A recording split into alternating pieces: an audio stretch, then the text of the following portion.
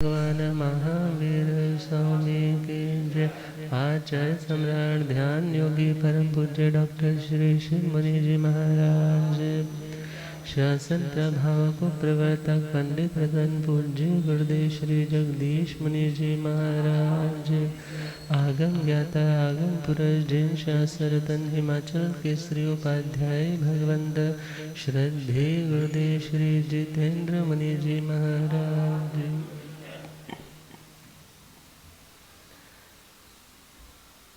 जिंदड़ी कर मावाली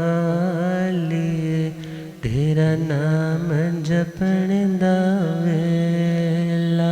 ओ जिंदड़ी कर मावाली तेरा नाम जपण दा।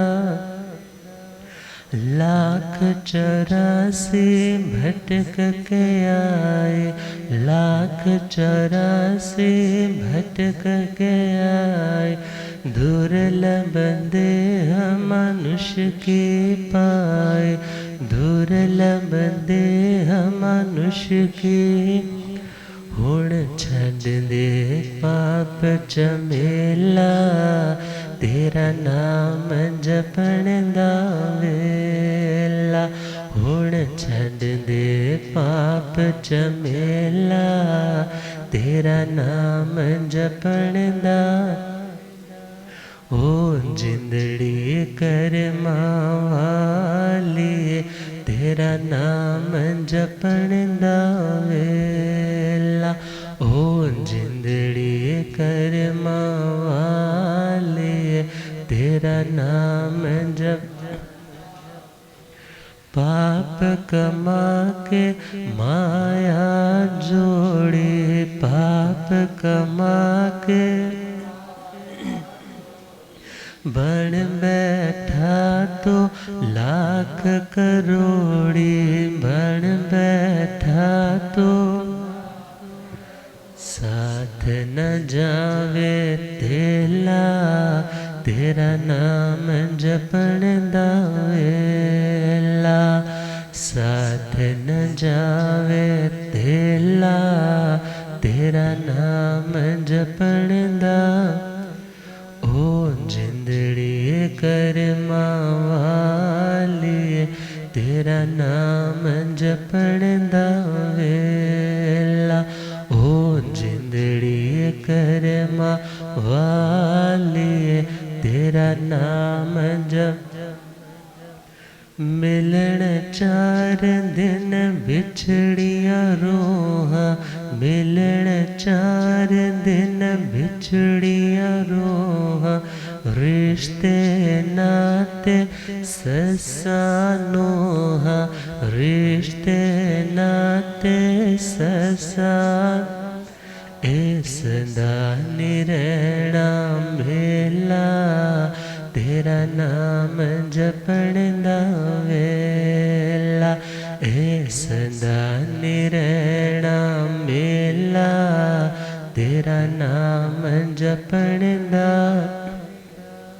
ओ जिंदड़ी कर मावाली तेरा नाम जपण दा वेला। ओ जिंदड़ी कर मावाली।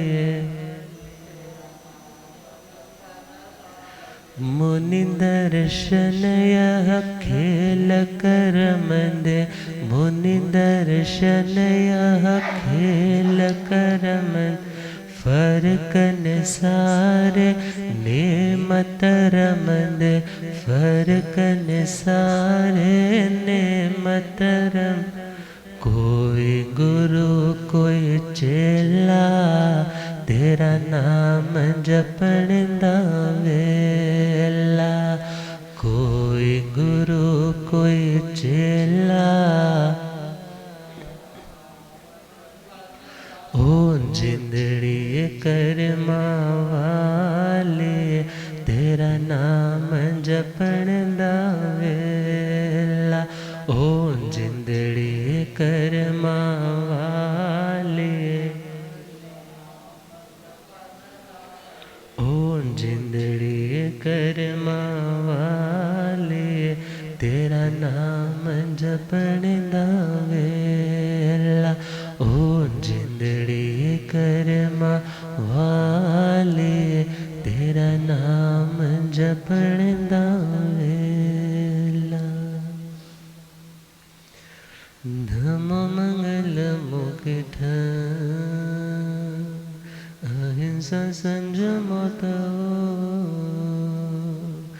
देवावेतम नमस्ते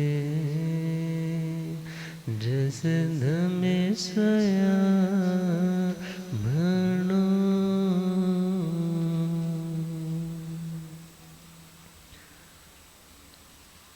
श्री महावीर प्रभु को मेरे वंदना श्री महावीर प्रभु को वंदना वंदना वंदना वंदना वंदना वंदना वंदना वंदना मुझको तारो प्रभु तारे जो चंदना मुझको तारो प्रभु तारे जो चंदना वंदना वंदना वंदना वंदना वंदना वंदना वंदना मेरी नैया पड़ी बेच मझधार के मेरी नैया पड़ी बेच कौन अपना यहाँ बीच संसार के कौन अपना यहाँ बीच तुम हो तारन तेरन आया तेरे शरण तुम हो तारन तेरन आया तेरे शरण तेरे चरणों में दाता है अभिवंदना तेरे चरणों में दाता है अभिवंदना वंदना वंदना वंदना वंदना वंदना वंदना वंदना वंदना अनंत अनंत शांति के निकेतन शासनपति भगवान महावीर स्वामी के पावन चरणवृंदों में हार्दिक भावना वंदनवन। मेरे अंधेरे जीवन को रोशनी प्रदान करने वाले आगम ज्ञान के भंडार आगम ज्ञाता आगम पुरुष जिन शास्त्र रतन हिमाचल केसरी उपाध्याय भगवंत श्रद्धे गुरुदेव श्री जितेंद्र मुनि जी महाराज साहब के पावन चरण कमलों में हार्दिक भावना वंदन। आदरणीय से अभावी तपस्वी आत्मा श्री प्रशमित मुनि जी, धर्म सभा में उपस्थित धर्मानुरागियों, सुशीलवती माताओं एवं बहनों, असीम पुण्यदय से भाग्यदय से आप सबको संतों का समागम और वीतरागवाणी श्रवण करने का सुअवसर प्राप्त हो रहा है। श्रीमद् उत्तराधंजी सूत्र नवम अध्याय नमी पवज्जा सुनाना प्रारंभ किया है।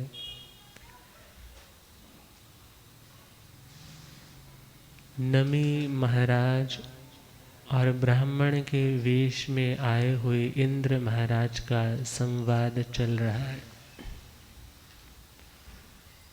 जहाँ संवाद है वहीं पर कोई ना कोई लास्ट में उत्तम रिजल्ट भी निकलता है,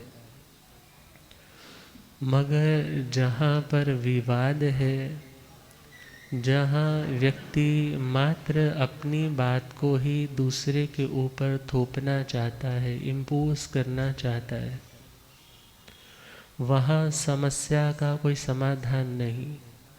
आज कमज़ोर व्यक्ति दब तो जाएगा, मगर भविष्य में आपको भी दबाएगा। और जहाँ संवाद है वहाँ अंडरस्टैंडिंग है, वहाँ सामने वाले को समझ करके उसके भावों के अनुरूप उसे उत्तर दिया जाता है। और आज इंद्र महाराज तो उसी बात पर अडिग है कि अभी भी मौका है, आप संयम मार्ग को छोड़ करके गृहस्थ मार्ग पर आ जाओ। जब वक्त आएगा तो बन जाना, अभी वह वक्त नहीं आया। क्यों? क्योंकि अभी आप अपनी जिम्मेदारियों से भी पूरी तरह से निवृत्त नहीं हुए। आपको साधु बनना है तो उससे पूर्व आप भवनों का निर्माण करवाओ, बड़े बड़े महलों का निर्माण करवाओ, जो अपने बच्चों को आप सौंप सको, या भविष्य में जिसे आकर के लोग देखे, निहारे और आपको याद करें कि नमी महाराज भी कोई सम्राट हुए थे। चंद्रशालाओं का निर्माण करवाओ, चांदनी रातों में बैठने का आनंद जिस घर में लिया जा सके, चारों ओर से चौबारा मतलब चारों ओर दरवाजे हैं, खोल दो तो मानो हवा भी सर सर सरकती चली जाए, ऐसे भव्य महलों का निर्माण करवाओ। और जल गृह, पानी में महलों का निर्माण करवाओ कि आने वाला व्यक्ति 6 ऋतुओं का आनंद ले सके। आप क्षत्रिय सम्राट हो, कोई सामान्य राजा नहीं हो। पहले ये कार्य करने होंगे। क्यों? क्योंकि जितने भी पूर्वज होते थे वो सब ऐसा करते थे, आपको भी करना चाहिए। तो उनके उत्तर में नमी महाराज क्या फरमाने लगे? संशय खलो सो कोण, जो मांगे कोण घर, जथेव गंतु मिछ जा, तत को वेंज सासय। वे कहने लगे, जिसे मंजिल में संदेह होता है कि मैं अपनी डेस्टिनेशन तक पहुंच नहीं पाऊंगा, वही व्यक्ति रास्ते में रुकने की कोशिश करता है। विचार करो, आप सपोज पहुंच गए अमेरिका, मगर अमेरिका तो पहुंच गए, मगर अभी आपके पास वहाँ की परमानेंट पीआर तो मिला नहीं। कुछ दिनों के लिए गए थे, मगर फिर आपके मन में आया चलो यहाँ नहीं दूसरी कंट्री का वीज़ा लगवा लेते हैं। अब दूसरी का भी लग गया, मगर पीआर फिर भी नहीं मिला।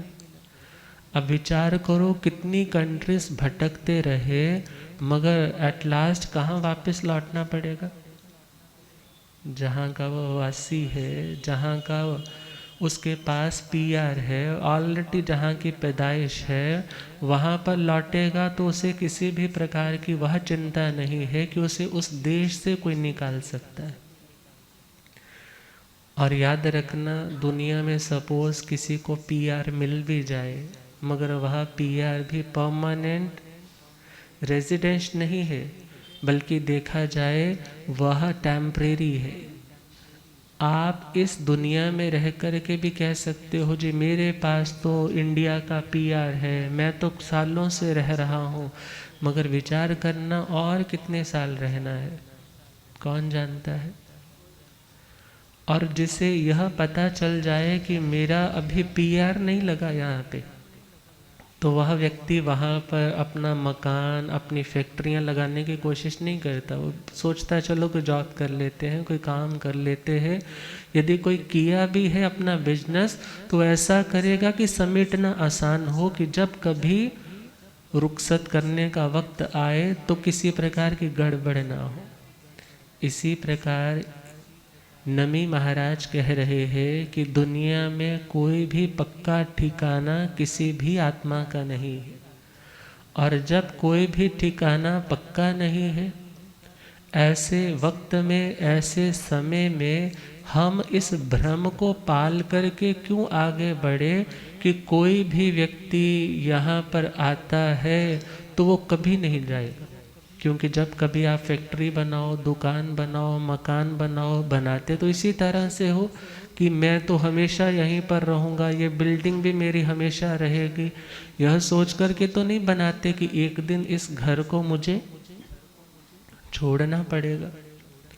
और आज नमी महाराज भी कह रहे हैं कि जिससे अपने देश की पहचान हो जाती है कि मुझे यदि PR लेना है तो कहाँ का लेना है, मोक्ष का, क्योंकि वह ऐसा शाश्वत स्थान है। यदि वहाँ का PR मिल गया ना, यदि एक बार क्षायिक सम्यक्त्व आ गया, एक बार सम्यक्त्व का भी स्पर्श हो गया, सपोज करो औपशमिक या क्षायुक क्षमिक सम्यक्त्व भी आ गई, तो अर्ध पुद्गल प्रावर्तन के भीतर भीतर वो आत्मा तरने वाली। और जो आत्माएं विशेष संयम तप की आराधना, ज्ञान दर्शन चारित्र तप की आराधना कर रही है, उनकी गाड़ी तो मानो एरोप्लेन की तरह, आजकल बोल रहे हैं ना टेस्ला गाड़ी आ गई है, उड़ने वाली गाड़ी आ गई है। अब उसकी स्पीड तो सामान्य गाड़ियों की अपेक्षा कई गुना ज़्यादा। इसी प्रकार देखे जिसका ज्ञान दर्शन चारित्र तप ये ज़्यादा होगा, उसकी मोक्ष जाने की स्पीड भी ज़्यादा होगी। और जो जानता है कि रास्ते में हमेशा पड़ाव होता है, रास्ते में व्यक्ति का पक्का ठिकाना नहीं होता। आप कहीं बाहर भी जाते हो तो वहाँ रात्रि निवास के लिए रैन बसेरा, वहाँ गेस्ट हाउस, वो रेस्ट हाउस तो होता है, मगर वहाँ पर आपको 4 लोग मिल जाते हैं, रूम आपके साथ साथ है, किसी की नेचर बहुत अच्छी लगती है। और सपोज़ करो आप चंडीगढ़ गए, चंडीगढ़ में आपने होटल अरोमा में रूम भी ले लिया, और रूम लेने के बाद आपका वहाँ पर किसी से मिलना जुलना भी हो गया, और वहाँ पर ऑलरेडी आपका कोई रिश्तेदार भी रहता था। उसने पूछा कहाँ रह रहे हो, बोला जी मैं तो होटल अरोमा में रह रहा हूँ। अब वह व्यक्ति मिलने के लिए भी आ गया, आपको घुमाने के लिए भी ले गया, मगर विचार करो क्या वो एड्रेस आपका पक्का एड्रेस है? 4 दिन रुकोगे, महीना रुक जाओगे, उसके बाद तो आपको वहाँ से जाना पड़ेगा। अब वहाँ पर यदि वो कोई अन्य व्यक्ति दोबारा से ढूंढने आएगा, बोलेगा कि वो हमारा रिश्तेदार यहाँ पर रहता है, वो बोलेगा रहता है नहीं, रहता था, आया था और चला गया। क्योंकि यह एक रेस्ट हाउस है, ये एक गेस्ट हाउस है, ये एक होटल है। यहाँ पर व्यक्ति जितना पेमेंट देता जाता है उतना उसको रहने की मोहलत मिलती जाती है, और जैसे ही वह चेकआउट करता है फिर वहाँ से उसे जाना पड़ता है। इसी प्रकार यदि हम यह सोचें कि हम यहाँ पर रह रहे हैं, यहाँ पर लोग कोई अच्छा बोल रहा है, कोई झगड़ा करने वाला है, अरे होटल में भी ऐसा ही होता है। कोई कहता है मैंने पहले बुक करवाया था, तू कैसे आ गया, या सपोज़ कोई चलते चलते टकरा गया, वहाँ यदि झगड़ा करने लग जाओगे तो विचार करो वहाँ पर वो झगड़ा करके क्या मिल जाएगा आपको, तो वहाँ से अगले दिन चले जाना। और हाँ, यदि कोई अच्छा व्यक्ति मिल गया और उसके प्रति अटैचमेंट फील करने लग पड़े, मगर वो आजकल भले साधन बहुत बढ़ गए हैं, आप उसका मोबाइल नंबर ले लोगे, आप उसका इंस्टा की आईडी ले लोगे, व्हाट्सएप ग्रुप में चले जाओगे, मगर विचार करो जब अंतिम वक्त आएगा तो वो कौन सा एड्रेस साथ लेकर के जाओगे। अर्थात यहाँ के जितने भी एड्रेस है, जितने भी पता है, वो सारे के सारे अशाश्वत है, कोई भी शाश्वत, क्योंकि यहाँ की पहचान हमारे इस देह के कारण है। और यदि यह इस देह से आत्मा निकल जाए तो इस देह को पहचानने वाले लोग भी उस व्यक्ति से अब अनजाने से होने लग जाते हैं। कहते हैं अब इसमें वो तो रहा नहीं जिसको सब चाहते थे, अब तो जल्दी करो, इसको ठिकाने लगाओ, नहीं तो घर के बच्चे लोग डरेंगे, बदबू आने लग जाएगी। उसको जला करके आ जाते। ये तो यूनिवर्सल ट्रुथ है। और इस यूनिवर्सल ट्रुथ को, इस सत्य को, शाश्वत सत्य को नमी महाराज जान चुके। और नमी महाराज अपनी उसी बात के ऊपर अभी भी अडिग है कि जिसे अपनी मंजिल तक पहुंचना है, फिर वह व्यक्ति रास्ते के टेम्पटेशंस को देख करके अट्रैक्ट नहीं होता, अपने उस कर्तव्य से विमुख नहीं होता। एक इंग्लिश पोइट्री में पोइम आती थी रॉबर्ट फ्रॉस्ट की, बहुत बार पढ़ी होगी, सुनी होगी, कि एक आदमी अपने घोड़े पर सवार है, जंगल का रास्ता आ गया और स्नोफॉल हो रही, और उस स्नोफॉल के कारण पूरा जंगल मानो हिम की चादर ओढ़ करके मुस्कुरा रहा है। सब जगह सफ़ेदी है, सफ़ेदी, बहुत सुंदर दृश्य है। घोड़े से उतरा है, देख रहा है, जंगल निहार रहा है, कई तरह के फ्रूट्स भी होंगे, बहुत चीज़ें थी उस जंगल में। और जैसे ही घूमने लगा और उसके घोड़े ने अपनी गर्दन को हिलाना शुरू कर दी, और जैसे ही उस अपनी गर्दन को शेक किया और उसके गले में जो घंटियां बांध रखी थी ना, वो क्या करने लग पड़ी, आवाज़ करने लग पड़ी।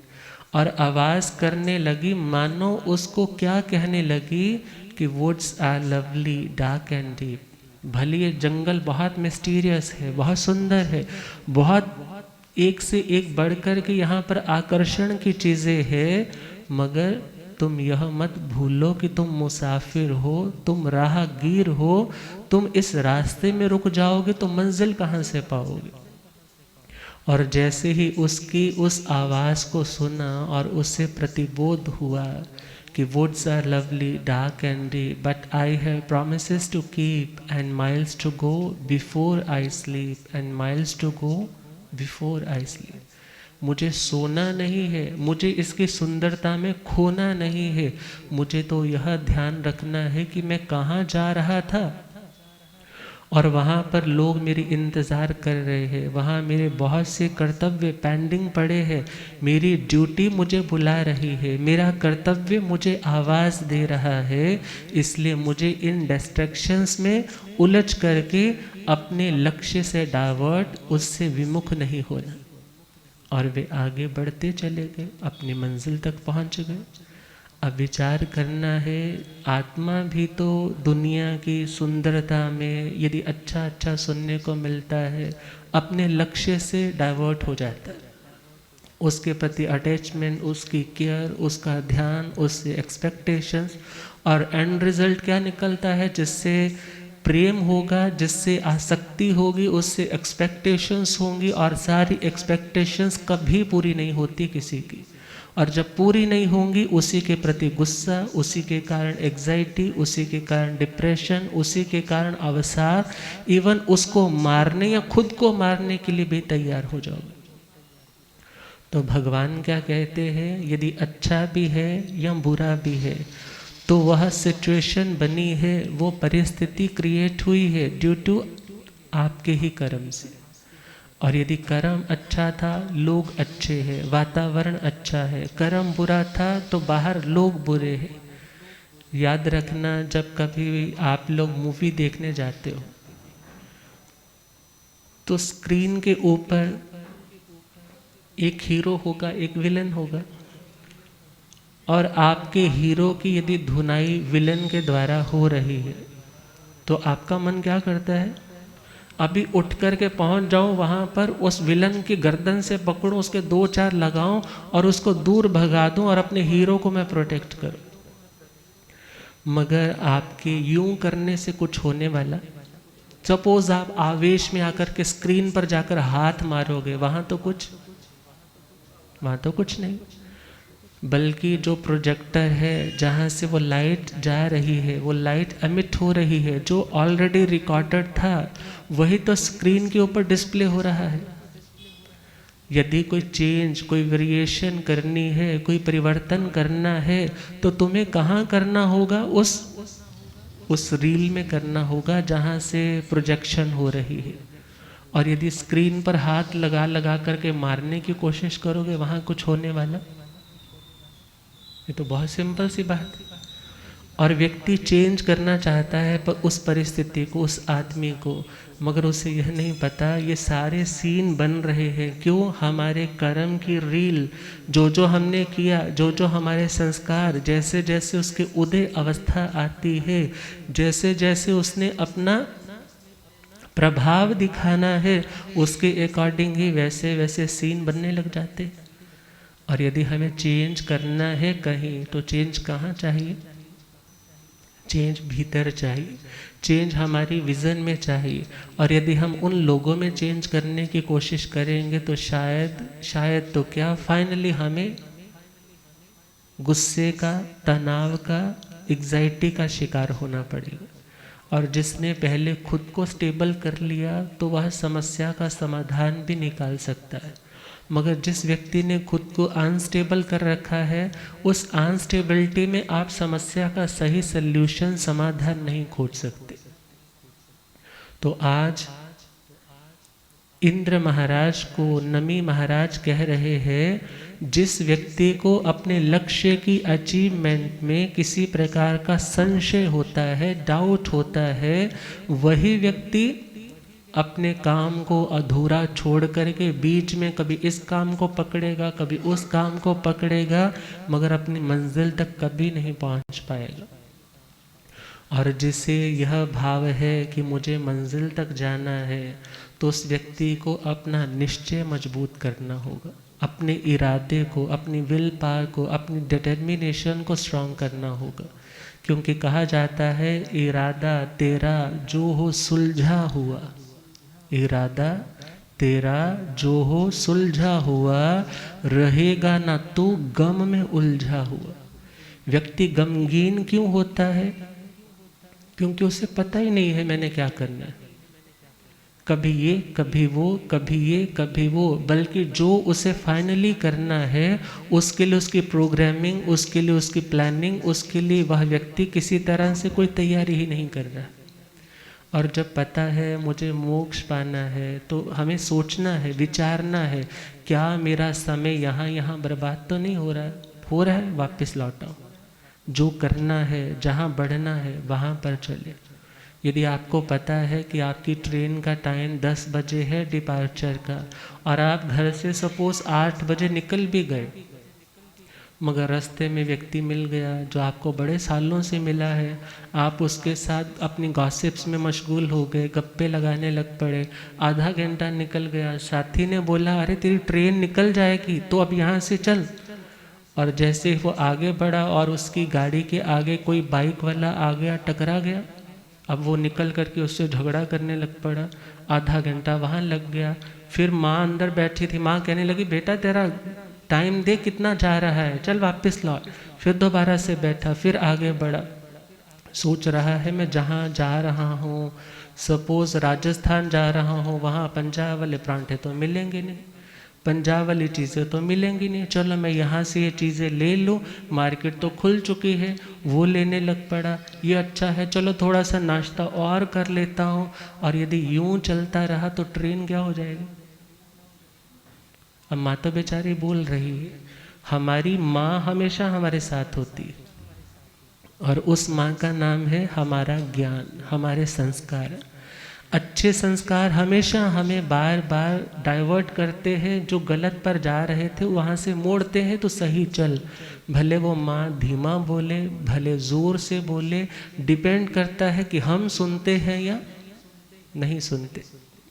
और यदि नहीं सुनते हैं तो इतने जन्मों से नुकसान हो ही रहा है, इतने जन्मों से गाड़ियाँ छूट ही रही है, मंजिल तो कभी मिली ही नहीं। और जिसे मंजिल की पहचान है, फिर वह व्यक्ति रास्ते में, मार्ग में किसी तरह से अपने टाइम को कंज्यूम नहीं करता। वो तो टाइम को बचाता है कि मेरा टाइम बचे, मैं जल्दी से वहाँ पहुँच जाऊँ कि मुझे किसी तरह की परेशानी का सामना ना करना पड़े। और जब व्यक्ति दुविधा में होता है, पता नहीं उस लोकेशन पे जाना है या वहाँ जाना है, तो याद रखना, लिखने वाले ने लिखा है, जो दिल अपना दुविधा में पाता है जो दिल अपना दुविधा में पाता है तो उड़ता नहीं फड़फड़ाता है उड़ने में क्या है, व्यक्ति आगे बढ़ता है, और फड़फड़ाहट में क्या है, वही व्यक्ति वही का वही, उसका टाइम भी जा रहा है, एनर्जी भी जा रही है और कहीं पहुंच नहीं रहा। और जो व्यक्ति दुविधाग्रस्त है कि मेरा लक्ष्य संसार है, मेरा लक्ष्य मोक्ष है, अरे संसार की ड्यूटीज भी तो पूरी करनी है, मोक्ष भी तो पाना है, कौन सा मेरे लिए अच्छा है। अरे जिसको अभी तक यह भी निश्चय नहीं है कि मेरा लक्ष्य क्या है, फिर वह व्यक्ति मंजिल तक कहाँ तक पहुँच पाएगा। पहले अपने गोल को पहचानना होगा, अपनी विज़न को क्लियर करना होगा, और अपनी उस गोल की अचीवमेंट को पाने के लिए, उसको अचीव करने के लिए वैसी प्लानिंग, और उस प्लानिंग के बाद उसका इम्प्लीमेंटेशन, उसको कार्य रूप भी देना पड़ेगा। और यदि दुनिया में ही उलझते रह गए, कभी राग के कारण, कभी द्वेष के कारण, तो हम अपनी मंजिल से बहुत दूर हैं। और मानो कोई व्यक्ति पुरानी चीज़ों को सॉर्ट आउट करने के लिए पीछे मुड़ रहा है, मगर उसे यह नहीं पता जो बीत होना था सो हो गया, अब तुझे आगे बढ़ना चाहिए। अब बार बार उन बातों के ऊपर कंसंट्रेट करके अपनी एनर्जी को, अपनी शक्ति को वेस्ट नहीं करना चाहिए। और हम देखें नमी महाराज की बातें आज भी रेलेवेंट है। भले वह आप मोक्ष की बात करो, जो बिल्कुल उस अवस्था का नाम है जहाँ पर कर्मों का बिल्कुल बैलेंस नहीं है, ज़ीरो बैलेंस है। और ध्यान देना, जब आपकी चार्ज शीट पे बैलेंस ही नहीं है, फिर आपको वहाँ पर करने की ज़रूरत, कुछ इनपुट डालने की ज़रूरत भी नहीं है। इसी प्रकार यदि बकाया है ही नहीं, आपका दुकानदारों से कईयों का चलता है ना, क्या बोलते हैं, उधार चलता है। अब रोज वो नोट कर लेता है, इतना हो गया, इतना हो गया, इतना हो गया, मगर जब आप पूरा महीना होने के बाद जाकर के पैसे देते हो, और वो क्या बोलते हैं, उस पर क्या लगा दो, उस पर लाइन लगा दो, उसको क्रॉस कर दो। क्यों कर दो? क्योंकि इसके बाद नया खाता चालू होगा। मगर जिस आत्मा ने यह सोचा कि हे आत्मा, पहले पुराने खाते तो निपट नहीं रहे और तू नया से नया उधार उठाता जा रहा है, और याद रखना, जब तक वो उधार चुकता नहीं किया जाएगा, जब तक वो उधार, वो बैलेंस लौटाया नहीं जाएगा, तब तक तुम निर्भर नहीं हो सकते, तब तक तुम कर्मों के बोझ के तले दबे हो, और जब तक वो बोझ उतरेगा नहीं, रिलैक्स नहीं हो पाओगे। और उस रिलैक्सेशन के लिए, उस परमानेंट रिलैक्सेशन के लिए आत्मा को सर्व कर्मों से मुक्त होना जरूरी, और उसे इस बात का ज्ञान और उसके प्रति श्रद्धान विश्वास भी होना जरूरी है कि मेरा लक्ष्य वही है, मेरा स्वरूप शुद्ध स्वरूप है, मगर अभी मैं दुनिया में just as a traveller move कर रहा हूँ, विचर रहा हूँ। मैं यात्री हूँ, मगर मेरी यात्रा, यदि सपोज मुझे जाना तो हरिद्वार है, मगर मैं रास्ते में लुधियाना आया, लुधियाना में सोचा ये तो बहुत बढ़िया जगह है, चलो यहाँ पर कोई काम धंधा कर लेते हैं, वहीं पर रुक गए। फिर ख्याल आया नहीं जी, पानीपत में तो बड़ा कंबल का काम चलता है, वहाँ जा कर के काम देख लेते हैं, वहाँ पहुँच गया। फिर वहाँ से सोचने लगा चलो चंडीगढ़ में चलते हैं, चंडीगढ़ में कोई स्टॉल वगैरह ऐसी चीज़ें वहाँ पर बहुत चलती है, वो काम कर लूँगा। चलो वहाँ पर कोई पीजी खरीद लेता हूँ, वो पीजी पर मेरी सेल अच्छी हो जाएगी, लोग रहने आएंगे। मगर जाना कहाँ था? जाना तो हरिद्वार था, मगर रास्ते में पता नहीं कितना, पंजाबी में बोलो, खलारा पा लिया, अपनी प्लानिंग को खुद ही डिस्टर्ब कर लिया। और जिसे पता है कि मेरा लक्ष्य तो मोक्ष है, मुझे मोक्ष पाना है, और दुनिया में यदि कोई भी रिलेशंस बने हैं वो कर्म के काटने के लिए बने हैं, मगर हाँ उस बकाये को तो उतारना है, मगर नया कर्जा नहीं उठाना। राग करोगे तो नया कर्जा उठता है। द्वेष करोगे तो नया कर्जा उठता है। क्यों? क्योंकि जिसके प्रति राग होगा फिर उसके प्रति भी आप अंधे हो जाते हो। जिसके प्रति द्वेष होगा उसके प्रति भी आपकी आंखें बंद हो जाती। जिसके प्रति राग है उसके आप अवगुण नहीं देख पाते, जिससे आपका द्वेष है उसके आप सद्गुण नहीं देख पाते। तो आपकी स्टेटमेंट्स, आपका चिंतन भी दूषित, पल्यूटेड हो जाता है। और विचार करना है, जो व्यक्ति समता में आ गया, जिस व्यक्ति ने यह सोचा मेरा लक्ष्य तो बहुत उत्कृष्ट है, अब मुझे दुनिया में उलझना नहीं, मैं तो एक मुसाफिर हूँ, एक राही हूँ। तभी तो क्या कहा जाता है, तू मेरा है मैं मेरा है, राहे जग सारा, तेरा मेरा वैर कांदा कांदा पाए चारा। तू मेरा है मैं मेरा है, राहे जग सारा, तेरा मेरा वैर कांदा। मिटेंदा मकान तेरा एक दिन टहना है, टह गया मकान फिर छंडना ही पैना है।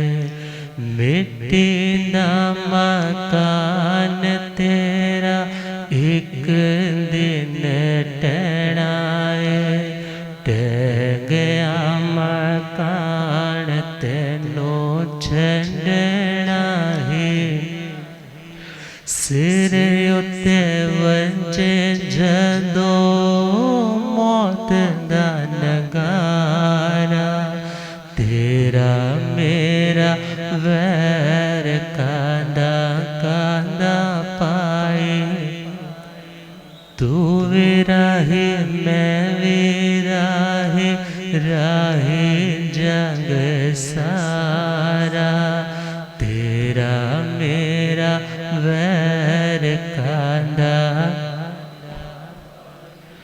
जंद तक एंदे विच दीवा पिया जगदा, मिटींदा मकान तेरा सोना पिया लंघदा।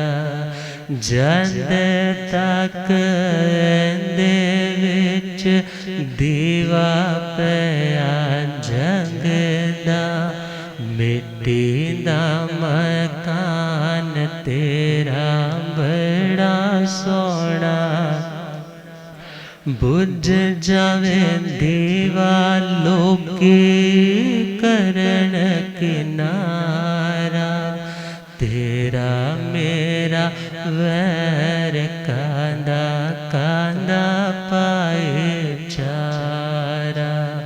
तू मेरा है मैं मेरा है, राहे जग सारा, तेरा मेरा वैर कांदा।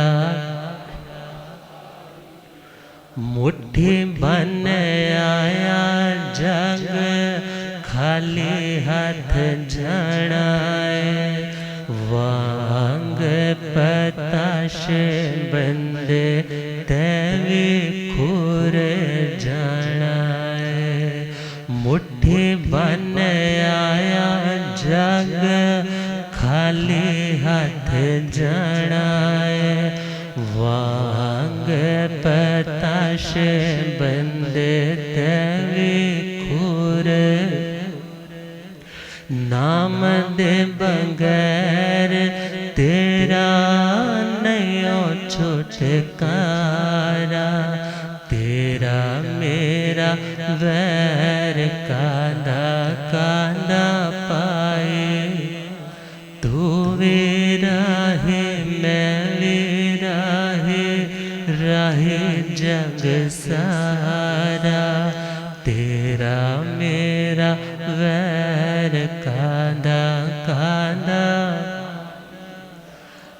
राहिया दे वांग तेरा जग विच आना है। जो भी आया जग विच ओने टुर जाना है।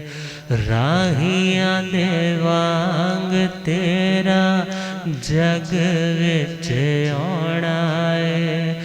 जो भी आया जग विच ओने टुर जाके बंदे मल सत गुरां दा दवारा।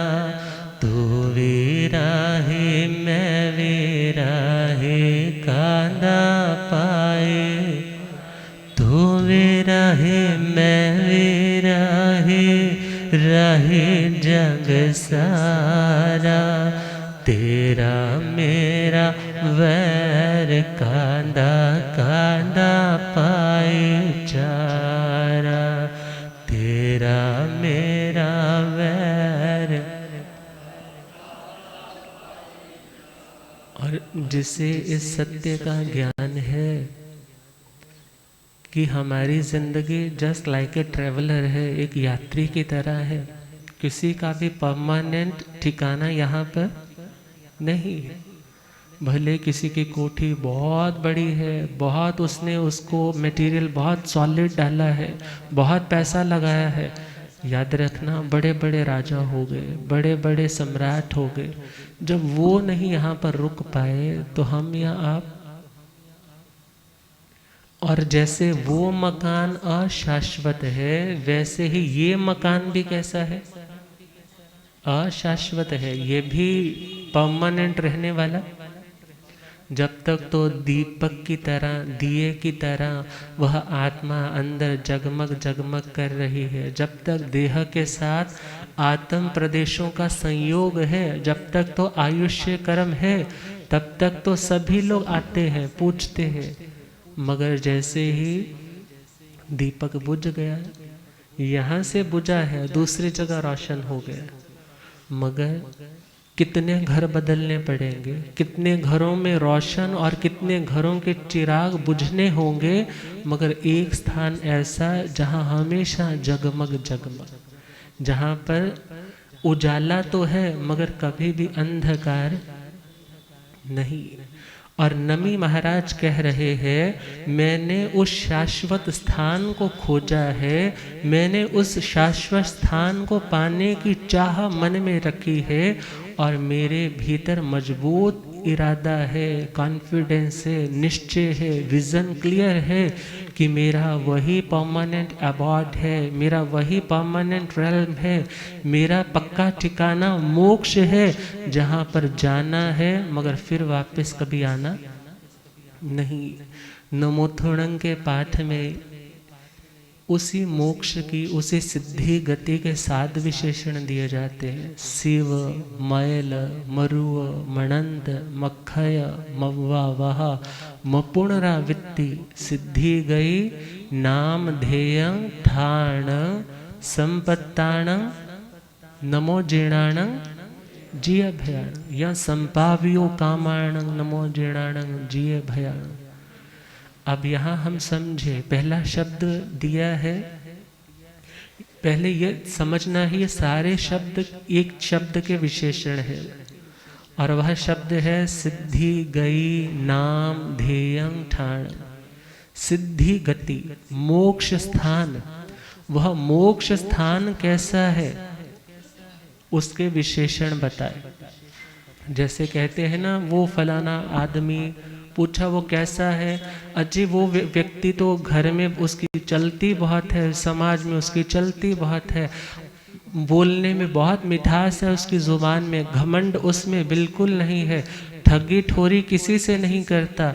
अब ये क्या है, उसके सारे के सारे एट्रीब्यूट्स हैं, उसके गुण हैं, उसके विशेषण हैं। इसी प्रकार उस मोक्ष स्थान के भी विशेषण बताए। जो शिव है, कैसा है शिव, किसे बोलते हैं? शिव कहते हैं कल्याण को। शिव कहते हैं उपद्रव रहित स्थान को, जहाँ किसी भी प्रकार का कोई उपद्रव, कोई दंगा, कोई फसाद नहीं है, जहाँ पर अशांति नहीं, जहाँ पर शांति ही शांति। और वह मोक्ष कैसा है? जहाँ पर शांति ही शांति। शिव मयल, मयल यह प्राकृत शब्द है, और प्राकृत से हम इसे संस्कृत में ट्रांसलेट करें तो शब्द बनता है अचल। अचल का मतलब जो मूव नहीं करता, जो हिलता जुलता नहीं, जो डामाडोल नहीं होता, अचल बोला जाता है पर्वत को। मेरू पर्वत के लिए भी क्या शब्द आता है? अचल। अचल अर्थात जो स्थिर है, जहाँ पर जाने के बाद वो प्लेटफॉर्म किसी की भी शक्ति के द्वारा हिलाया नहीं जा सकता, डामाडोल नहीं किया जा सकता। दुनिया में तो प्राइम मिनिस्टर की कुर्सी को भी 100 खतरे हैं, पता नहीं आज तो है और कल सुबह कौन बना, किसको बना दिया जाए, सत्ता ही पलट दी जाए। मगर वो शाश्वत सत्ता ऐसी है जहाँ पर जाना है, जहाँ पर वो मोक्ष का पावन स्वरूप पाना है, मगर वो अचल है। वहाँ पर उस स्थिति का किसी भी प्रकार से कोई फ्लक्चुएशंस नहीं आती, अचल है। तीसरा विशेषण शिव मैल मरुआ, मरुआ अरुआ, अरुज, रुज बोलते हैं रोग को, जहाँ पर किसी भी तरह का कोई रोग नहीं है। क्या नहीं है? रोग नहीं है। रोग एक मानसिक रोग होते हैं और दूसरे शारीरिक रोग होते हैं, और इन रोगों का कारण कर्म होता है। रोगों का कारण क्या होता है? कर्म। हम आपकी भाषा में बोले तो कर्म का मतलब है कोई क्रिया, गलत खान पान कर लिया तो भी तो बीमार हो गए, और गलत कोई कर्म किया है वो भी तो आत्मा को अशांत कर देता है, चैन से नहीं बैठने देता, बेचैन कर देता है, भयभीत रखता है उसे। और वह स्थान कैसा? जहाँ पर कर्म नहीं, कर्म नहीं तो कर्म के कारण पैदा होने वाला कोई रोग भी नहीं, अर्थात जो बिल्कुल निरोग स्थान है, जहाँ पर कोई इन्फेक्शन नहीं, जहाँ पर कोई वायरस नहीं, जहाँ पर किसी भी तरह का कोई संक्रमण होने की संभावना नहीं, वह स्थान कौन सा? मोक्ष का स्थान। पहला विशेषण शिव, दूसरा विशेषण अचल, तीसरा अरुज। शिव मैल मरुओ, मनंत, अनंत। अनंत का मतलब है एंडलेस, इनफाइनाइट है, जहाँ पर शांति का प्रारंभ तो है मगर उसका कभी अंत। दुनिया में तो आप कुछ भी देख रहे हो, यदि उसमें आज कुछ अच्छा आ रहा है, कल को सीन बदल सकता है, कल को कुछ बुरा भी आ सकता है। आज जो व्यक्ति बहुत रिस्पेक्ट दे रहा है, बड़ा ग्रेसफुली आपसे मिलता है, कल को वही व्यक्ति आपके सामने आपकी बेइज्जती भी कर देता है। अर्थात दुनिया में फ्लो शांति का, रिस्पेक्ट वाला भी हमेशा सेम नहीं रहता, मगर वह स्थान ऐसा है जहाँ पर शांति प्रारंभ हुई है, आत्म स्वरूप प्रारंभ हुआ है, अनंत ज्ञान, अनंत दर्शन पैदा हुआ है, प्रकट हुआ है, मगर अब उसका कोई एंड पॉइंट, उसका कोई एंड पॉइंट नहीं आएगा। और आगे बढ़े अक्षय। अक्षय का मतलब जो कभी क्षीण नहीं होता। क्या नहीं होता? चंद्रमा आपने देखा होगा, पूर्णमासी का जो फुल मून नाइट होती है, मगर अगली ही रात को आप देखोगे तो वो चंद्रमा की कलाएं, वो चंद्रमा क्या होने लग जाता है, क्योंकि राहु का विमान जितना आगे आगे आता जाता है उतना उतना वो चंद्र विमान छुपने लग जाता है। अर्थात दुनिया में कोई व्यक्ति कितनी भी तरक्की क्यों ना कर ले, मगर उसकी तरक्की को कितने खतरे रहते हैं, और वो तरक्की, वो अधिकार हमेशा एक जैसे रहते हैं ऐसा तो नहीं है। आपकी अथॉरिटी आज जितनी है, आज जितनी आपकी चलती है, क्या आपकी उतनी हमेशा चलती है, हर जगह पर चलती है? ऐसा तो नहीं है। मगर वो स्थान ऐसा, उनके अनंत ज्ञान अनंत दर्शन की ऐसी लब्धि है कि वह लब्धि अब क्षीण नहीं होगी, उसमें किसी भी प्रकार का कोई घटाव, उसमें किसी भी प्रकार का कोई कमी, कोई सब्सट्रैक्शन होने वाली नहीं है। और आगे बढ़े, आप सोच सकते हो हमारा मेरे पास सपोज एक बॉटल है और उस बॉटल से मैं पानी कंज्यूम कर रहा हूँ, पी रहा हूँ, तो बॉटल से पानी क्या हो जाएगा? सिंपल, वो तो पानी कम होगा। मगर वो आत्माएं अपने अनंत ज्ञान और अनंत दर्शन का उपयोग लगाती है, बार बार सहज ही उनका उपयोग लगता है, वो तो सब कुछ देखती और जानती है। क्या उनकी एनर्जी कंज्यूम नहीं होती? क्या उनकी कोई ताकत घटती नहीं है? तो कहा जाता है ताकत तो उसकी घटेगी ना जो अभी उस दशा में है कि मानो, कहा जाता है कि जिसके पास तो टैंकी भरी है तो टूटी खोलेगा तो टैंकी, मगर जिस व्यक्ति ने बोरिंग ही सीधी सपोज करो समुद्र में कर रखी है, वहां पर तो जितना पानी निकालते जाओ कोई खत्म होने वाला। अर्थात उनका जो ज्ञान, उनका जो दर्शन, उनकी जो समाधि, उनकी जो शांति है वो अक्षीण है, वो कभी भी कम होने वाली नहीं। और आगे बढ़े, अव्याबाध। बाधा का मतलब एक तरह से आप कुछ कर रहे हो, उसमें कोई रुकावट आ जाती है। जैसे आप कोई पिक्चर देख रहे हो तो पिक्चर देखते देखते सपोज कट लग गया, तो आपकी वो मूवी का जो फील आ रहा था वो क्या हो गया? बीच में ही कट गया, रुक गया। मगर विचार करना है, दुनिया में आप कुछ भी कर रहे हो उसमें कभी भी कोई भी रुकावट आ सकती है, कभी भी कोई असुविधा आ सकती है, मगर मोक्ष ऐसा स्थान है वहाँ पर शांति की धारा यूं बहती है कि उसमें किसी भी प्रकार की कोई बाधा, कोई रुकावट नहीं आती। और अगला विशेषण दिया है अपुनरावृत्ति। अपुनरावृत्ति, मपुनरावृत्ति है। इसका जो म है ना वो पिछले वाले के साथ है। इसको कैसे समझना है? जैसे अव्याबाधम, अव्याबाधम हम कहेंगे तो जो म है वो आधा है, और वो अनुस्वार जब आगे हमारे पास स्वर रहता है, जैसे इंग्लिश में वोवल बोला जाता है, ए ई आई ओ यू, ऐसे साउंड वाले जब सामने रहते हैं तो ये अनुस्वार म में कन्वर्ट हो जाते हैं। जैसे चंद्र बिंदु ऊपर रहते थे वो म में कन्वर्ट हो गए, और जब उसे हम संधि छेद करेंगे तो संधि छेद किया तो वहाँ पर क्या आया? अव्याबाधम अलग हो गया, म उसके साथ चला गया, और अगला शब्द आया अपुनरावृत्ति। अपुनरावृत्ति अर्थात जहाँ पर जाने के बाद पुनः रिटर्न नहीं आना पड़ता। जहाँ कहा जाता है जी यदि भक्तों पर संकट आ जाए तो भगवान देह धारण करते हैं, तो जैन मान्यता में यह सिद्धांत है कि जो आत्मा एक बार कर्मों से पूर्णतया मुक्त हो गया, फिर उसे दुनिया की वासनाएं, वो कर्म की वासनाएं कि मुझे किसी के लिए कुछ करना है, ये भावना ही नहीं आती, क्योंकि वो जानते हैं जो जिसने कर्म किया उस कर्म का भुगतान उसे करना है, फिर मेरा वहाँ पर कुछ करना या लेना देना नहीं। अर्थात वो ऐसा पावन स्थान जहाँ पर जाना है मगर कभी वापस आना नहीं। और प्रत्येक भव्य आत्मा जो तरणहार आत्माएं है, यदि उन्हें इतना निश्चय है कि मेरा फाइनल गोल मोक्ष है, तो मैं दुनिया में टेम्परेरी रिलीफ के लिए या टेम्परेरी इन घरों में अपनी मोहब्बत, अपनी अटैचमेंट को क्यों बढ़ा रहा हूँ? जब पता है इतने बड़े बड़े सेठ, अभी कोठी बनाई है, बड़ा वास्तु के अकॉर्डिंग बनाया, हर चीज़ की फैसिलिटी थी, मगर वो बेचारा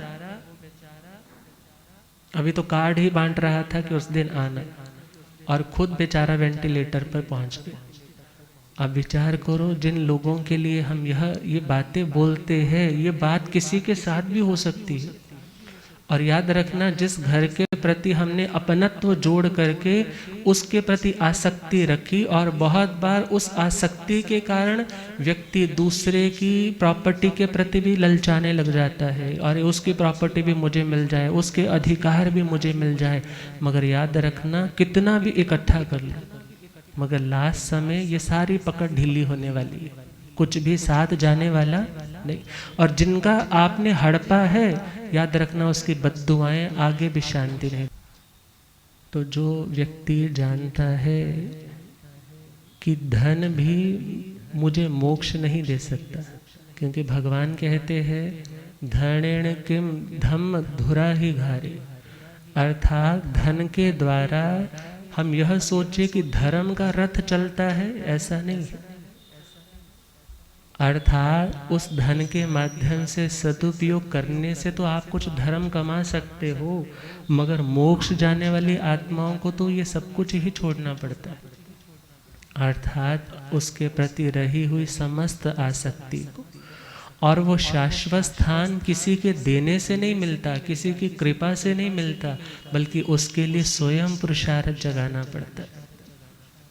और आज इंद्र महाराज उन्हें बार बार एक ही बात कह रहे हैं, हे मोक्ष मंजिल के राहे ठहरो, क्यों होते इतने बेसब्र हो। हे मोक्ष मंजिल के राहे ठहरो, क्यों होते इतने खबर जिन्हें है फक्त तेरी, खबर जिन्हें है फक्त तेरी, क्यों होते उनसे यूं बेखबर हो, क्यों होते उनसे यूं हे मोक्ष मंजिल के राहे ठहरो, क्यों होते इतने। नमी महाराज ने क्या उत्तर दिया, जिन्हें है मंजिल में कोई संशय, वो रास्ते में बनाते घर है। जिन्हें है मंजिल में कोई संशय, वो रास्ते में बनाते घर। करे रमण जो स्वभाव में ही, मोक्ष में शाश्वत उनके घर हो। करे रमण जो स्वभाव में ही, मोक्ष में शाश्वत उनके घर हो। और इंद्र महाराज से क्या कह रहे हैं, है इम्तिहानों से राह मुश्किल, मिलेंगे मंजिल अगर सब्र हो। है इम्तिहानों से राह मुश्किल, मिलेंगे मंजिल अगर।